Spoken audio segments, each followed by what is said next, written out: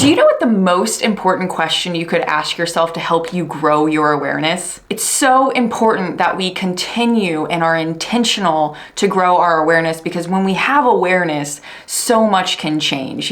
With awareness, you can start to capture that magical moment, which is that nanosecond right before you go down that default behavior, that default synaptic nerve connection. So it's that magical moment, that nanosecond where you can capture it and you can go a different direction. But in order for you to capture that magical moment, you have to have awareness. So let's go and learn the most important question you could ask yourself to continue to grow your awareness. Let's go. All right, I'm going to jump right in. The most important question you can ask yourself to grow your awareness is, what just went through my mind?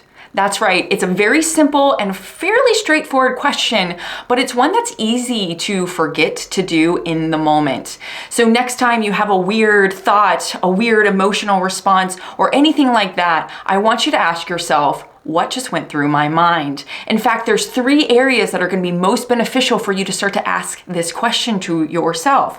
Number 1 is anytime you have mood changes or anytime you have an intense emotional reaction to something. This is a beautiful opportunity to ask yourself, what just went through my mind? Because you see, we respond to our thoughts even at an unconscious level. So it's really important to do like a mental timeout and be like, oh my goodness, what just went through my mind? What am I thinking? Am I projecting a thought onto a friend? Am I responding to fear? Am I catastrophizing? It's just really important to do that timeout to kind of figure out what is going on in your mind's eye. A second time you want to ask this question is anytime you're having weird somatic sensations. So maybe your heart rate is going up. Maybe you're sweating randomly. Maybe you're feeling a little anxious, or maybe you realize your jaw is clenched or your fists are clenched. This is a great opportunity to also ask yourself, what just went through my mind? And again, you want to do this where you're in a mental timeout and practicing mindful thinking. So be an observer in your own mental wall and start to just observe with curiosity and free from judgment of what might be going on in your mind's eye for you to respond that way physically, because that physical response is a manifestation of some thought that's going on in your mind's eye. Start to grow your awareness, start to dig, really put on that Sherlock mindset that I like to talk about so that you can really explore what's going on. A third time you want to ask this question is anytime you engage in unhelpful behavior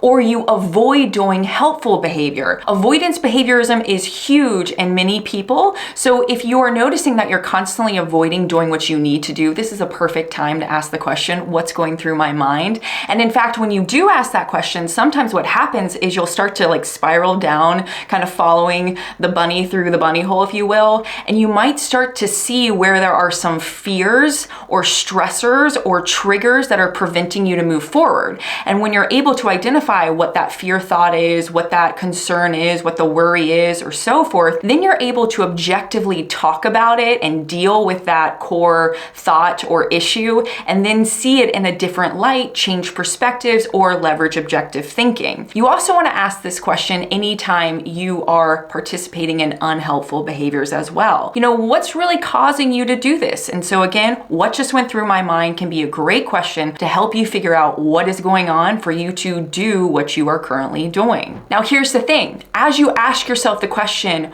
what just went through my mind? It's really important to leverage that mindful thinking, really kind of sit in your mind's eye, being an observer, leveraging curiosity. But the second thing you want to do is pay attention to the images or words that pop up in your mind's eye. A lot of times humans think in images and not necessarily words, so you really want to pay attention to all the visualizations, all the emotions, all the sensations, and even words if you're more of a word thinker that come to your mind's eye. For instance, let's just kind of take a little practice. If I say the word apple, what comes to your mind's eye? Is it a green apple? Is it a red apple? However, when I spell apple, A-P-P-L-E, do you notice that what you see in your mind's eye shifts from maybe the object of an apple to the spelling of an apple? So we really want to start to pay attention to our mind's eye of what images or words we see. You also want to start to label the emotions. Now, again, you kind of want to do this as if you're talking to yourself. So you're not going to own that emotion. It's just labeling that emotion, because right now we're trying to aggregate data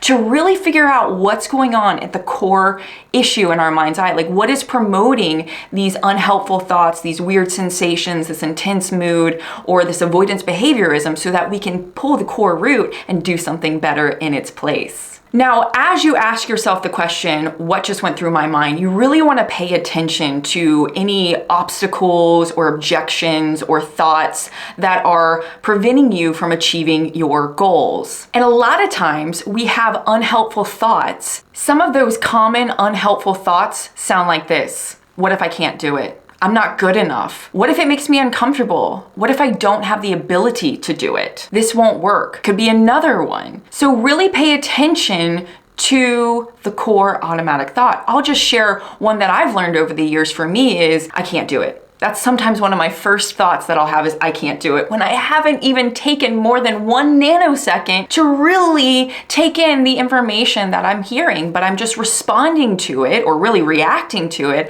at a fast rate. So really start to pay attention to your knee-jerk reaction, your knee-jerk thought that comes through your mind's eye, so you can start to squash it or capture it, or really just prepare yourself that that thought's gonna come. So then you can really leverage that objective thinking. It can really help transform your life, and also it can help get you out of your comfort zone and get you achieving your goals faster. And humans, we need goals, and we need positive goals so that we work towards things that really help us feel alive and make us feel good about ourselves. So we want to have positive goals, and we want to make sure we have the mindset to help us get those positive goals. By the way, if you are not crushing your goals like the champion you are, I'm going to encourage you to watch this video right here and crush your goals like the champion you are. Make sure you hit subscribe to stay up to date on my latest videos. I talk about business and psychology transformation to help you get to where you want to go at a fast rate. My name's Liz. It's been fun chatting with you today, and I look forward to seeing you next time. Have a good one.